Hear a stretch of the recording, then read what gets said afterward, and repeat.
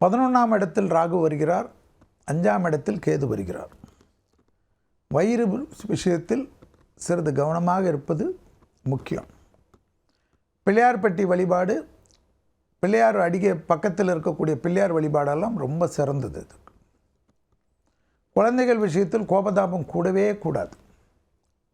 அபிராமி அந்தாதியில் இருக்கக்கூடிய 40வது பாடல், 59வது பாடல், 75வது பாடலை மேஷராசிக்காரர்கள் இந்த ராகு கேதுவில் ஆரம்பித்துவிடும். தொழில், உத்தியோகம், வியாபாரம், படிப்பு, 7.5 சனியாக இருந்தாலும் ஜம்முன்னு இருக்கும்.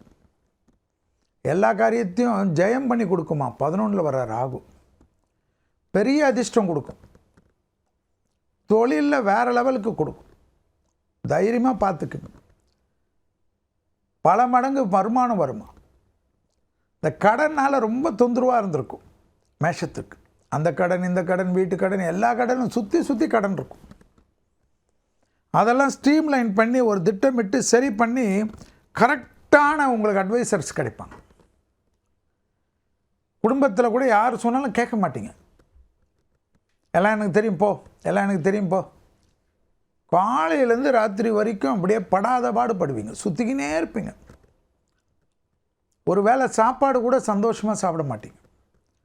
ஃபேமிலியோட கூட நிம்மதியாக உட்கார மாட்டீங்க. அதெல்லாம் மாற்றி கொடுக்கும், அனுகூலமாக இருக்கும்.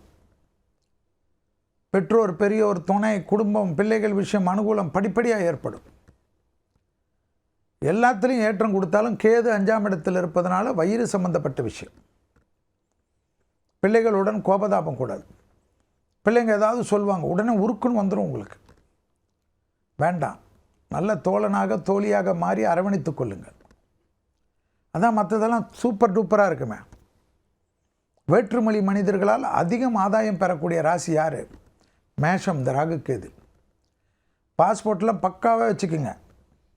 அடிக்கடிக்கு ட்ராவல் போகிறது, தெய்வ வழிபாடுகள் செய்வது, விடுபட்ட கோயில் வழிபாடுகள் செய்வது, பசு கோமாதா இந்த பசுக்கள் காப்பாற்றுவதற்காக ட்ரஸ்ட் ஆரம்பிக்கிறது, இல்லைனா அதில் போய் இணைஞ்சிக்கிறது, வனவிலங்கு ஆர்வலர் எல்லாமே வரும்.